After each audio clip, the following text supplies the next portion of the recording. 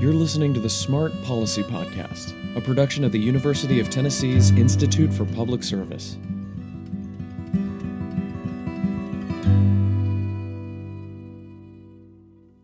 How can anyone be doing drugs when we all know that fentanyl is in everything? We at UT Smart hear this question a lot from community leaders across the state.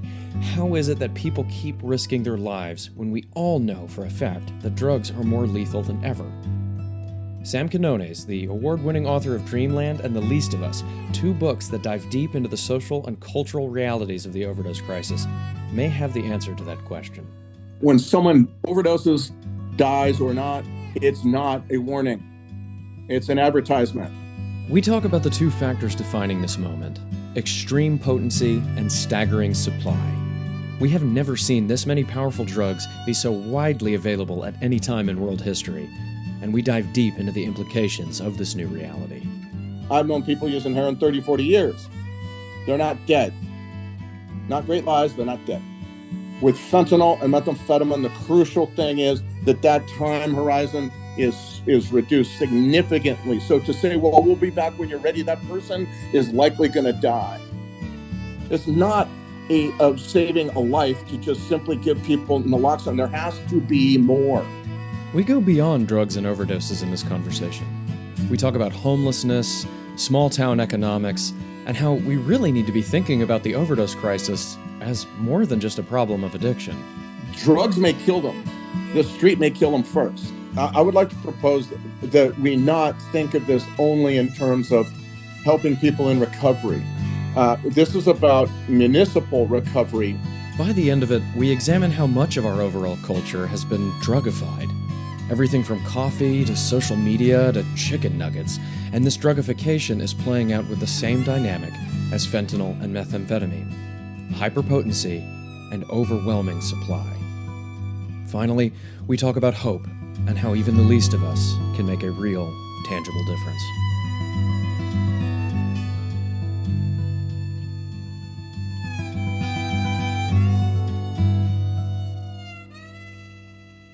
The remarkable spread of fentanyl and methamphetamine, both of them synthetic drugs, meaning no plants involved, just pure chemical-based drugs, are now nationwide, provided by the same stores, which is the trafficking world in Western Mexico.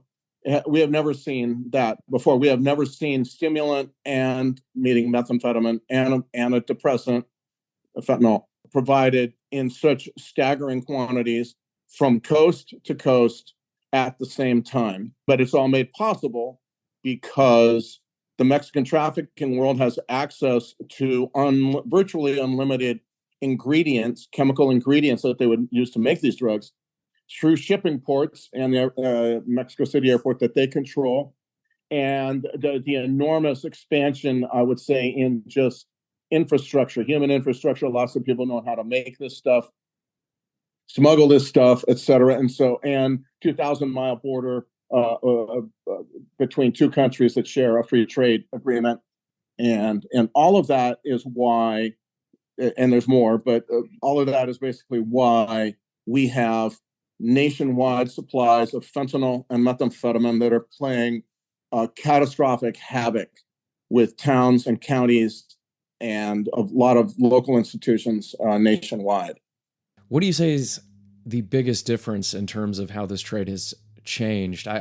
For example, I heard you say that, back when it was growing your drugs, that there was such a huge difference on the ground, but as opposed to this massive international trading. To me, the biggest difference is relentless supply. We have not seen a relenting in how much of this stuff is hitting our streets, coming up from Mexico across the border and hitting our streets. And that relentless supply of these two drugs bears mentioning. Fentanyl is the most potent drug, lethal drug we have ever seen, number one. Methamphetamine, in the way it's being produced now, in the quantities and potency it's being produced now, is just staggering in affecting a variety of things: addiction, overdose, mental illness, and homelessness all across this country. And to me, it all gets back to just the supply of these hyper-potent drugs is just so catastrophic. It's really what has changed most about the drug situation today. It has changed everything. There's almost nothing you could talk about in terms of addiction, smuggling, profit, overdose, treatment, on and on, that is not made different by the supplies of these two drugs in the quantities and potency that we are seeing them. We had Tommy Farmer from the Tennessee Bureau of Investigation on this show say almost verbatim that we have methamphetamine now that is the largest volume that I've ever seen coming into our country. We're also seeing the same at our crime labs. It's the number one drug that's being submitted and seized by law enforcement. He's been working in this job since back when we were the meth lab capital of the world in the 90s. Admittedly, it was the more smaller, backyard type shops, and it's just not the same dynamic here. No, we have no more meth cooks in America. That's because purely a business situation. They have been outcompeted by the Mexican trafficking world, which, as I said, has access to the chemical ingredients in just staggering quantities that are cheaper than ever. And there's no way a little mom and pop meth cook is going to be able to compete with that. They were making, even in the times when they were working, they were making at most like an ounce at a time or so, maybe a few grams at a time. No one was cooking multi-kilos of methamphetamine. And the supply and the potency are two sides of the same coin, which means that, the supply is so much that nobody is cutting the methamphetamine. So it's being made in quantities that are like the highest we've ever seen, 97% pure methamphetamine. So almost like 2 or 3% adulterant, and 90%, the rest of it is meth. Whereas before, say 15 years ago, it was a lot of adulterant, 50% adulterant maybe, and 50% meth. Now you're seeing this potency so high. And then on the streets, no one has any incentive to cut it, to dilute it, because the quantities are such that why would you? Normally you cut your dope to expand the profit, but now if you cut your dope, everybody figures it out and they buy their dope elsewhere. And because you've got so many suppliers, everybody's dealing in pounds and not kilos. The number of what used to be of people selling quantities that would normally be considered in other times kingpin quantity is just remarkable. It's huge. It's like everyone's a kingpin, because the supplies are just so huge. And of course, as I say, no one's cutting it. So what we're seeing, most likely true, is that we're seeing an unofficial experiment on what you do, what happens when you supply the most potent meth ever visited on a human brain, in quantities that unlike we've ever seen. And one effect of that I talk a lot about in the last book, The Least of Us, is pronounced rapid onset symptoms of meth-induced schizophrenia, very serious delusions. This is not mental illness in terms of like anxiety and depression. This is very, very serious mental illness, driving people to absolute inability to run their own lives, inability to see reality, speaking to voices that aren't there, paranoia that's profound, et cetera, like this. And all of this, largely, in my opinion, due to just the simple supplies of such potent supplies and such enormous amounts coming in from Mexico. Some of those stories that you report on, too, these symptoms last for quite some time after cessation of use. That's what it appears. And of course, it's an individual thing, but that it does appear that people are not returning, as they say in medicine, returning to baseline, returning to normal once they stop using this methamphetamine. Of course, the street has a lot to do with that, too. I suspect being on the street using these drugs is its own special form of trauma and psychosis-inducing experiences.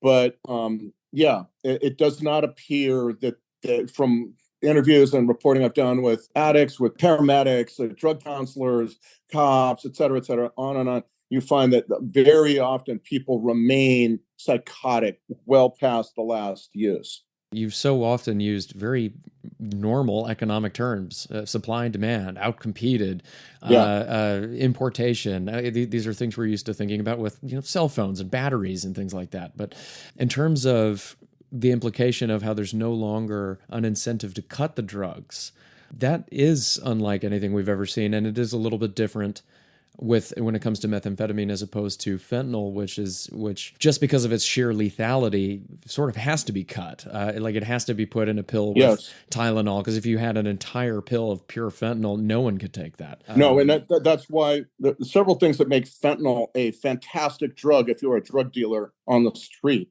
is that you need very, very little of it to create a boost to whatever drug you are putting it into. The reason people are mixing it into other drugs, it's twofold. One is because it's very difficult to sell just a little bit. The amount of fentanyl that would get you high is like so small. Yeah, it would fit on the end of a pencil. Yeah. Yeah, exactly. It's very small. And so also it helps you create customers for your other drugs or eventually for fentanyl. Meaning if you sell cocaine to someone, that person is going to buy from you, let's say once a week, maybe a couple times a month, maybe several times a week, but it's going to be not a lot in most cases. When you put fentanyl in it, all of a sudden that person becomes a fentanyl addict very, very quickly. And when that happens, then you have a new customer, a customer who will buy from you relentlessly. Because one of the key things about fentanyl is, and the reason it's such a wonderful, wonderful anesthetic in the surgical setting, I've had a surgery, I've had fentanyl. It is because it takes you in and out of anesthesia very, very quickly. That's the nature of the drug. Quick acting, very quick, both ways. And that's wonderful if you're an anesthesiologist. That's wonderful if you're a surgical patient. It is a catastrophe if you are a user on the street, because now you need to use, whereas a heroin addict might use 2, maybe 3 times a day, now you are using 6, 7, 8 times a day because of this quick acting nature of fentanyl. Of course, that's a bonanza if you're a dealer. You want these patients, or these customers rather, to be buying from you constantly and never really able to be away from you very long. They always have to be in the area of a fentanyl dealer, I think, in a lot of cases, because you can always feel the withdrawals coming on. Within a couple, 3 hours, you are never more than 2-3 hours away from that monkey on your back, from that beast, right? And so this is what makes fentanyl. Each of these drugs, meth and fentanyl, have different properties, and they react in different ways. But this is what makes fentanyl a magnificent drug if you are a drug dealer on the streets. And so while it's very, very cheap, it creates new customers. And even when people die, you know that there are going to be more coming. People don't really care so much. And frequently the people who are selling are also selling to make their own habit. So there's a kind of a callousness that develops, because all I really care about, I don't care about anything except for making my own habit. So if somebody dies while using my drugs, well, fine. And then frequently, of course, as we all know, in the opioid addicted world, when someone overdoses, dies or not, it's not a warning. It's an advertisement. It's like, go get this dope. Yes. And to me, that is, all of this is what makes fentanyl, the supply, the potency, all of this makes fentanyl this kind of game changer of a drug. That short-acting nature of fentanyl, too, we're seeing that as a reason why xylazine has entered the fentanyl supply, too, because it has longer-acting effects. You mix the two together. And I think what you also notice from all this is the fundamental fact of drug addiction to not just these drugs, but to others, which is the diminishing, the squelching of the instinct for self-preservation. So you have people seeing other people die, run to the dope because it's going to be more potent.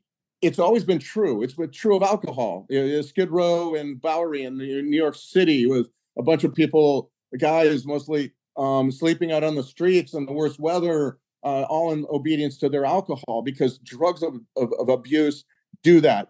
They squelch that basic instinct for survival that we all have and all need to keep alive. And that's why so many people die. But any drug does this. It depends on the potency and the prevalence and how easy it is to get. And alcohol is very, very easy to get, very cheap. And so a lot of people, but what's fascinating about fentanyl and methamphetamine is that they are behaving very much like alcohol in a sense. So many people getting addicted to this stuff, so many people being unable to battle it, because their instincts for self-preservation are all debased or squelched in favor of the instinct, using those powerful instincts to push you to find the drug no matter what. And so what you are finding in many parts of the country is people, outreach workers going into tent encampments and saying, hey, we've got these services for you, got this housing, whatever, we got treatment, all those guys.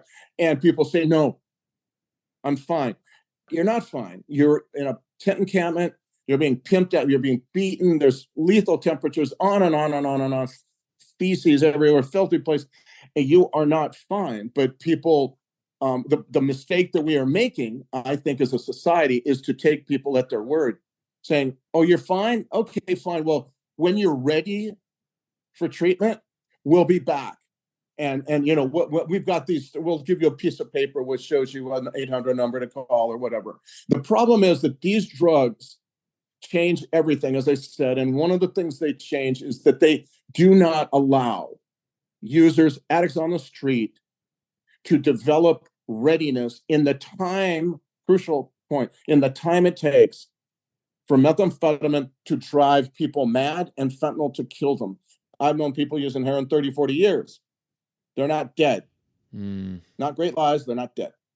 With fentanyl and methamphetamine, the crucial thing is that time horizon is reduced significantly. So to say, well, we'll be back when you're ready, that person is likely going to die before that person is ready, quote unquote, for treatment. So it's one of the many changes that these drugs and the quantities and potency that we're seeing have changed everything. You know, this morning, and we're recording this on May 21st, the New York Times put out an article about commenting on the reduction in overdose deaths in 2023 compared to the year before.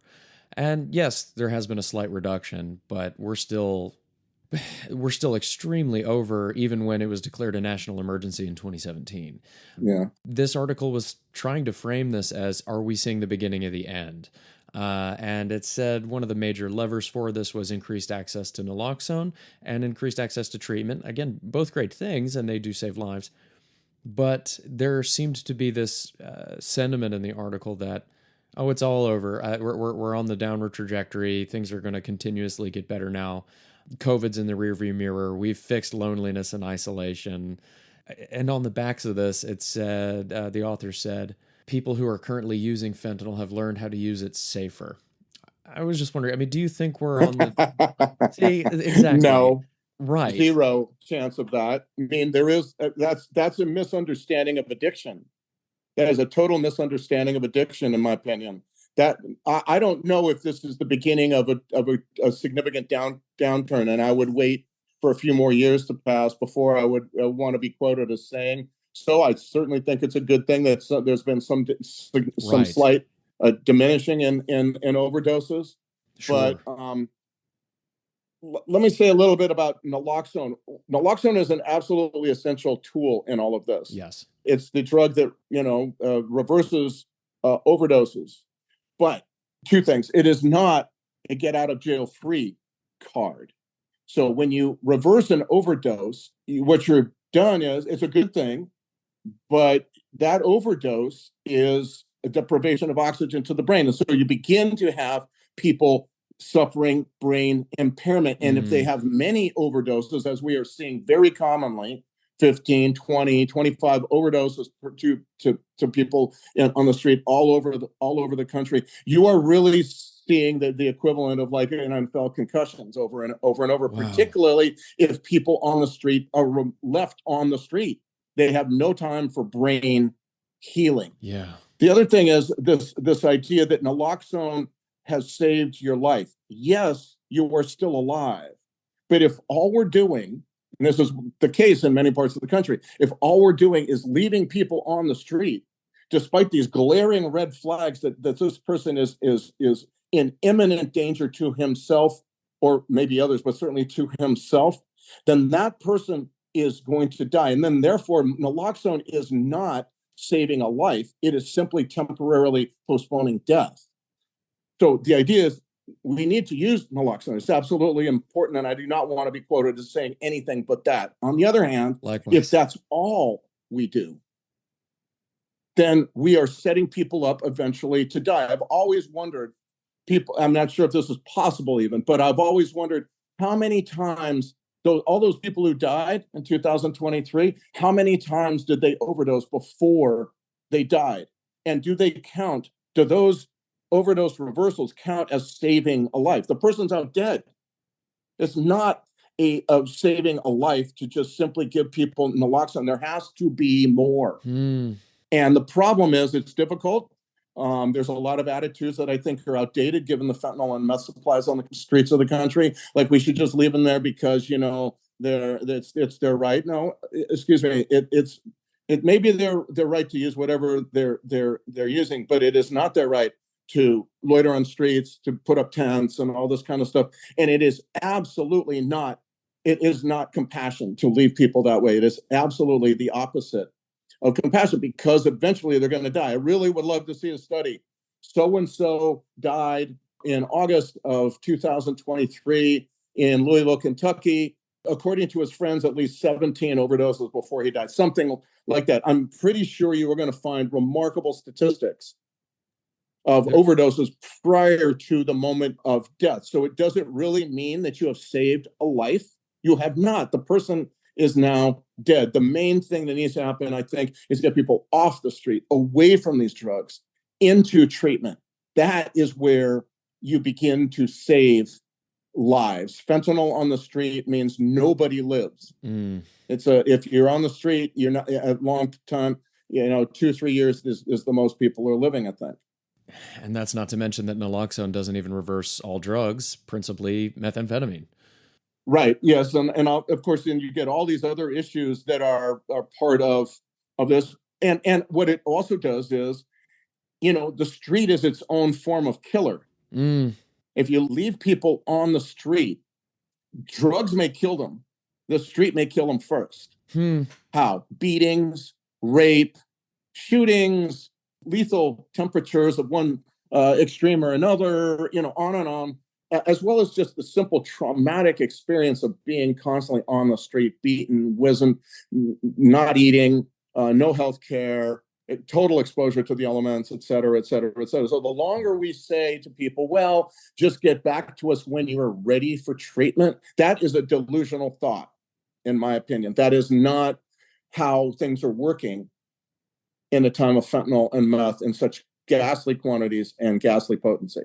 So what is working? This is a very interesting question, and I'm not sure there's a lot. I do think, as I said in the book, The Least of Us, that first of all, we need to rethink our aversion to using law enforcement in the criminal justice system. Law enforcement provides the one blessing for people on the street, and that is being arrested, getting off the street, away from these ghastly drugs.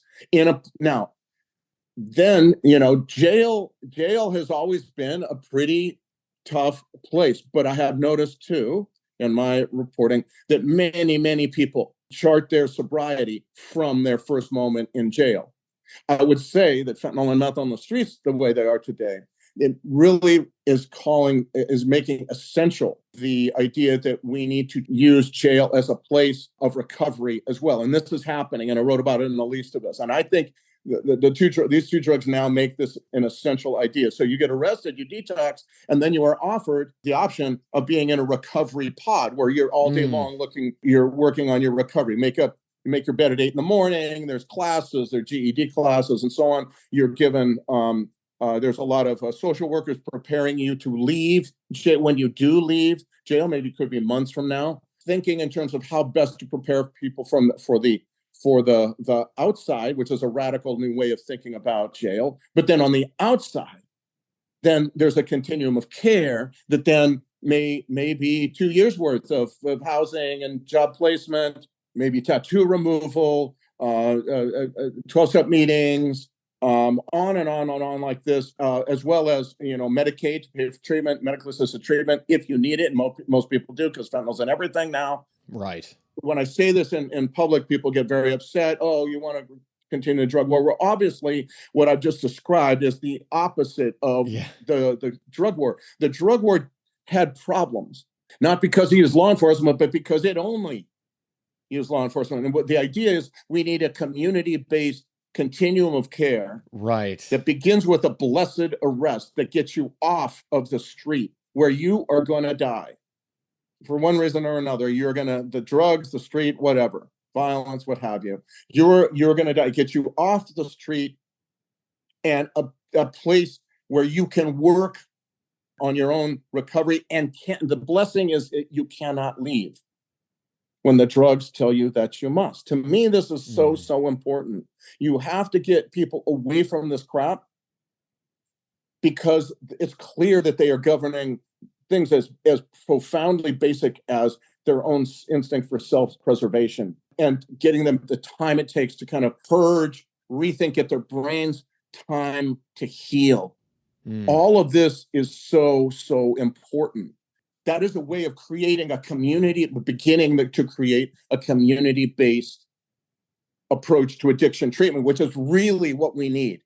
It goes from jail for 2-3 years. You use drug court to expunge those charges that people first got arrested for, so that's doesn't hamper their own ability to find work or housing, on and on. And you use these talents and energies that are out there that may be dormant, may not be being used right now, but as people begin to see that certain things can work, more and more of those people come out of the woodwork to help. So it's not just arrest people, institutionalize them, and hope for the best. No. It's you take them out of the context where they no longer have their connections to their dealer. They're no longer threatened by their physical environment. I mean, they could even be struck by a car, for example, which does happen a lot, let alone everything else you mentioned. It's breaking the cycle of addiction, connecting them then with services, training opportunities, and then a warm handoff to services within a community. You said community many, many times in that answer, and that to me, I think, is the biggest takeaway. And not only that, the crux of The Least of Us, the book, your follow-up to Dreamland. Yes, and I would say that a lot of those folks are the same folks that, while on the street, said no to treatment. When they get detoxed, when they get away from the drugs, when they get time to heal, then they raise their hands. Yes, I want in on this, because again, it's the drugs on the street, it's the drugs and the community of other drug users that's talking. And now, as you get a chance to kind of move beyond that, all of a sudden you see things far more clearly, and the instinct for self-preservation returns in a way that maybe it had not before. But I think that's, to me, this makes the most sense as a way of beginning, at least, a community approach to addiction treatment, not just like these kind of isolated silos that don't even really add up to a full continuum of care, but something that is more coherently thought of. It begins with an arrest, and I think we need to be arresting for people having small amounts of fentanyl. I just think it's crazy. You have a small amount of fentanyl, that is not the same as a baggie of marijuana 25 years ago. I'm sorry. Right. That is a complete invitation to horrible addiction and death. That is not compassion. It's the opposite. And so we need to arrest those folks with this service in mind, that jail begins the process. Jail can be a life-mangling thing, but when you have these opportunities in jail, then it becomes a blessing. And I think that's really how we need to be rethinking jail in this day and age. Yeah, I think if there was such a recovery ecosystem, such a well-connected, highly communicative system in place in areas where that kind of connection does exist, there are fantastic outcomes. Well, I think this is addiction, so a lot happens. Sometimes people fail, yes. I'm just saying that what we need to think about is, how does fentanyl and meth change everything? And what do we do in response to that? Leaving people on the street is a death sentence. It is not compassion. And yeah, some people fail, but I think it's this approach, this community approach, that is maybe the best we can do as a society. We haven't done it very much, but the places that are using this are seeing some very interesting results. Not perfect. There is no perfection. There is no panacea. There is no cure-all to any of this. I'm just saying that as we look to other ways of dealing with this, that are seeing what we're using is not working now, to me, the long-term community aspect of it begins to generate all kinds of benefits in terms of increased participation, volunteerism, increased opportunities for people to get off the damn street where they are not going to find readiness before these drugs kill them. You've written about a lot of these stories about this working. I was wondering if you had any particular favorites. I like stories that reflect a community finding its own feet. Very often you find in the work that I've done that the communities are so bludgeoned by this stuff and many other things that we haven't even spoken about, perhaps, that they don't really know what to do and how to go forward and how to think about this and so on. And I like stories that find people coming together and digging in. And so the last story I wrote that is actually not in the book because I wrote it just a few months ago. It's published in thefreepress.com. And it's about the town of Hazard, Kentucky, Eastern Kentucky, the really one of the centers of the opioid epidemic. Hazard, town of 5,000. And what you began to see in Hazard, now I knew of Hazard word of mouth from others that this was a place which was devastated by the opioid problem, the pain pills and the heroin and all that stuff. I get out there one day to speak, and I find that actually, yeah, that probably is an issue, but the big new thing that's going on out there is all these people are coming together to form the smallest little businesses that you can imagine. 1 employee, 2 employees, and they are rejuvenating downtown Hazard, which used to be kind of a rough place. And you're seeing this. There's a bookstore out there now owned by a local woman. There's a independent cafe, which I think are very important to recovering that sense of community, place where people can meet and chat and have work meetings and brainstorm about all kinds of things. This kind of thing. Independent cafes are very, very important to recovery in I would say a lot of different parts of America, certainly rural America, which is where Hazard is. And so the people who are starting the businesses, a good number are in recovery from drug addiction, from the pain pills that just sloshed through there like a flood back in the mid-90s and for many years after. And that a lot of the employees are as well. And what's more, this is a resurgence, a rebirth that is not supported by some big, wave of tourism or some enormous factory. It's only local folks supporting these businesses, coming out and supporting these businesses, and it's through them that more are forming up and shaping, and the town understands. Maybe the mayor and the town council understand that maybe one of their main jobs now is as a crucible for forming small micro enterprises. And small business doesn't even really get the point across. This is where we need to be thinking. It is community rebuilding, community restructuring, repairing, rejuvenation. And the whole idea behind the jail and the community's continuum of care is really just part of that. It's not the story. It's not the whole story. It's by any means isn't the whole story.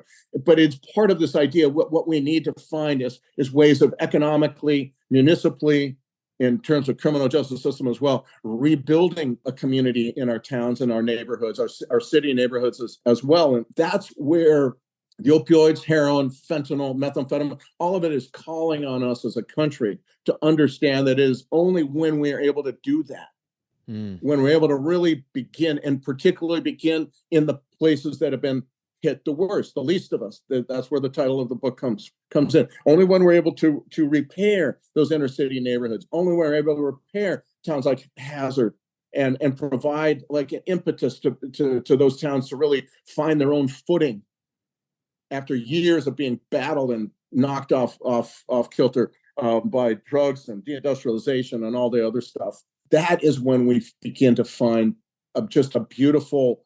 I think that's when this stuff becomes a boon, a real benefit, rather than just this unmitigated evil. Yeah, I really loved that article, and I have it linked in this episode's show notes. Thank you. Again, in many ways, we're back to economics. You said this is not something that's massively supported by an influx of tourism. That wasn't required. They just started doing this. They started living in a different way, maybe a way we used to, undoing a lot Yes. of thinking of the past 50 some odd years. Right. For a lot of years, the economic model for rebirth is let's get an enormous factory. Let's get a big shopping mall. Let's get a big box store. Let's get somebody coming in from outside to save us. And the problem is those places all leave. Look at all those shopping malls. They're half empty. Yeah. Very sad places surrounded by like a sea of asphalt. Man, that's a huge amount of land to figure out what to do with now. Yeah. You know, coal mines left. From the inner city in the United States to the rural areas, you could see that there's been this bet on some of this stuff that really, and so what I think is happening now is that people are looking to community redevelopment or development in the first place from a perspective of what can we do to make life better for the people who live here so that will spark their own entrepreneurial creativity. And to me, that makes a ton of sense. To me, it's small scale. It is not sexy. It is very unnoticed. It's like these least little efforts. But again, that's the kind of the title of the book too. Right. It's about trying to build something that takes some time, but it is lasting. It seems to me, or can be lasting, not a guarantee. There are no guarantees in any of this, but it is more lasting than saying, yeah, let's bring a J.C. Penney's in. I've been to numerous of these malls. J.C. Penney, you see J.C. Penney. Well, J.C. Penney doesn't even exist anymore, you know? And instead, it's about finding ways of making life better for locals so that locals will feel more rooted, will feel more energized. I just think that for so long we have ignored this very, very small micro entrepreneurial stuff in favor of a Lowe's or a box store of some kind, you know, or a coal mine or whatever. And I think that just leaves us really beholden and with companies and enterprises that do not have local communities in mind. No, you know, it reminds me of the us-them test. You go into a business and you say, do you like working here? And if they answer something like, oh yeah, no, we do a good job here, or versus if they say, they treat us well, then that tells you a lot about what it's like to be there. You know, it is funny. Like the small little bookstore, the small little cafes, the coffee shops and things like that. It does remind me of recovery community centers. Here in Knoxville, we have Metro Drug Coalitions, the Gateway. There's the Johnson City Recovery Community Center, and I just had the director of that on this show. It's run by people in recovery. It's for anybody, can show up at any time. It's a community center. You just go and hang out. I would like to propose that we not think of this only in terms of helping people in recovery. This is about municipal recovery, not just from drugs, but from economic doldrums of devastation, or just simply, even in better off communities, simply the fragmentation and isolation that is so much a part of American life, culture, and economics. So it feels to me like everybody benefits when there is this kind of synergy feeling, this feeling of optimism, like this can be dealt with. That's why some of the stories in The Least of Us don't necessarily have that I wrote about community repair, because a lot of the book is not about fentanyl and meth. It's about community repair and that kind of thing. And I think a lot of it is just simply about making the place a better place to live, safer, economically energized. It so goes beyond drug addiction to a larger concept of recovery, a community vibrancy that includes more for drug addicts in recovery, but also includes things for people who have nothing to do with that world. We need more and more people in this country seeing their interest and their energies tied up with a resurgence of local community, not just people who are recovering from drug addiction. This is kind of the flip side of something I've heard you say in another appearance about how so many things in our lives have been drugified. Like social media and even cable news and coffee. You talked about now. It's not just a cup of coffee. It's foot tall sugary explosion. I mean, are Yes. we numbing ourselves? Are we? Yes. Yeah. Oh, no doubt. No doubt. I mean, to me, we have drugified so many things like chicken nuggets, It all gets back to the idea that we have brains that really have not evolved as rapidly as our commerce and our economy and our capitalist economy has. And so we are still have brains that crave sugar and fat and salt and distraction, right? Mm-hmm. Now, distraction when you were out searching for food eons ago was absolutely necessary. If you focus too much on one thing, all of a sudden that lion pounced on you and ate you. There's these things that still stay with us. But now there's so much to distract us that is pointless, that is life strangling. Chicken nuggets is 60% sugar, fat, and salt in chicken nuggets, made of this kind of stuff called chicken clay. That sounds very appetizing. I got to add me more of that for sure. And then there's this chicken. There's this dip, sugar. So you get fat, salt, sugar. What we craved as we were evolving as a species now is like blasted at us. You get all these things. A coffee used to just be this like moderate hit of caffeine. Now you get a frappuccino, and these massive things with sugar and fat and caffeine all in one. Gambling casino. Now you don't have to go out into public to gamble. Now you could just gamble from the sad, dark confines of your little apartment. I mean, to me, all of this is we have allowed major companies and commerce in this country to drugify completely without regulation in many cases, or very not enough regulation, products and make them into drug-like substances, and that which are legal.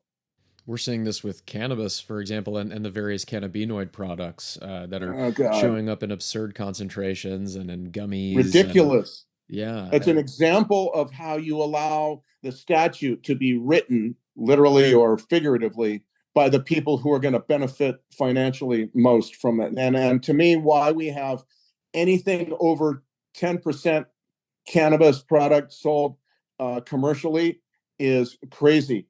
Mainly because we need to be humble. We need to take it easy.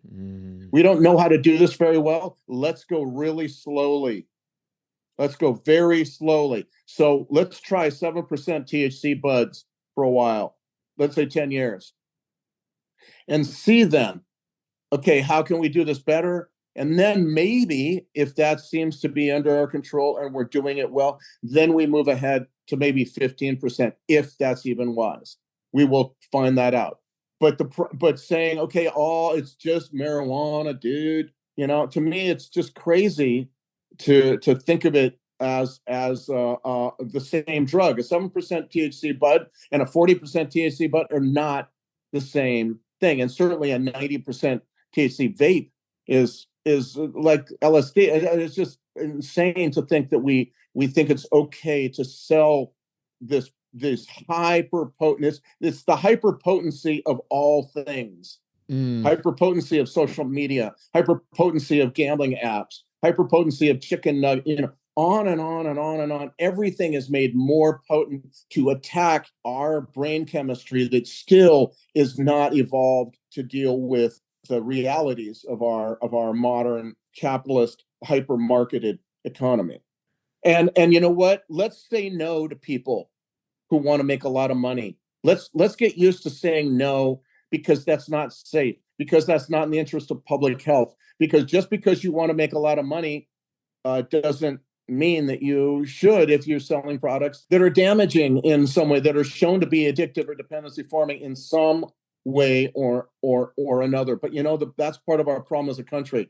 We do not say no to people who are trying to make money. Part of that is the strength of the country. On the other hand, we have allowed, I think, way too many examples of people to just simply say, nope, we're going to do whatever we want. And we just say, okay.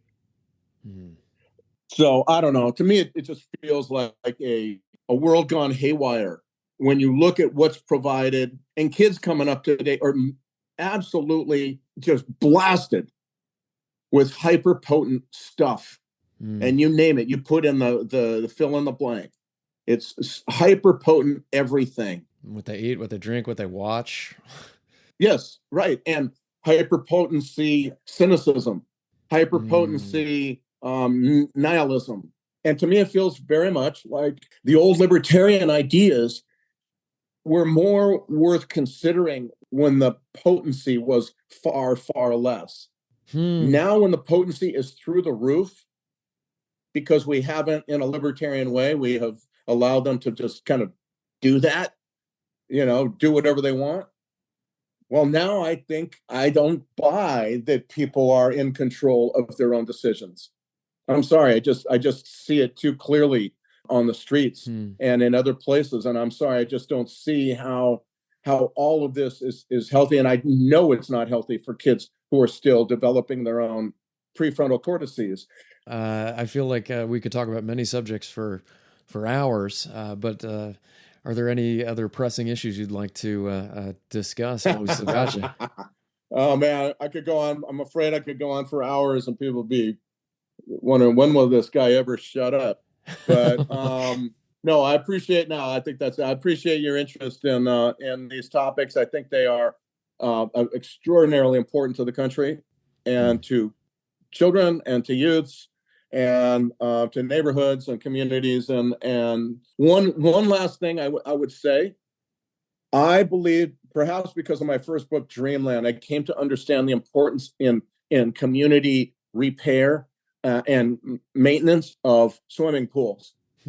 I really believe what we need to do as a country is develop maybe statewide endowments that help small neighborhoods and small towns maintain and repair their swimming pools.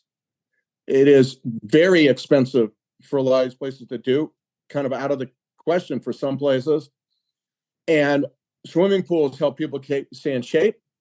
They bring people into community with others. They're a place where you grow up around other people instead of in front of a damn screen. They are a place to get out of the heat, et cetera, et cetera, et cetera. And I just think we need that badly. We need what the swimming pool represents at the community level, because, as I say, I've been thinking this for a long time. All of this is about what we do to repair community in our neighborhoods, in our towns, in rural America, wherever. And to me, that is what's so important. And so I think one idea that occurs to me is we need to be able to help those towns and neighborhoods, not do it for them, help subsidize swimming pool maintenance and repair. The same way we subsidize high fructose corn syrup, for God's sakes. We can't do that for swimming pools too? Give me a break. It's a very ancient, every human civilization has lived near water. It's a very ancient image of people collecting by their local water source and meeting each other and hanging out and just being a group, a family, a tribe, Just kind of makes me very think important. And I just think that if we can give all these subsidies to the fast food industry, I think some subsidies for local neighborhood and town community swimming pools, that ought to be right there. I think that's a very reasonable policy. Sam Quinones, thank you for joining me on the Smart Policy Podcast. I really greatly appreciate it. Oh, it's my pleasure, Jeremy. Thanks so much for your interest. For more episodes on in-depth discussions on Tennessee policies related to substance use disorder by a range of local experts, please subscribe to us wherever you get podcasts and visit our website at smart.tennessee.edu. I'm Jeremy Corvelis. Thank you for listening, and see you next month.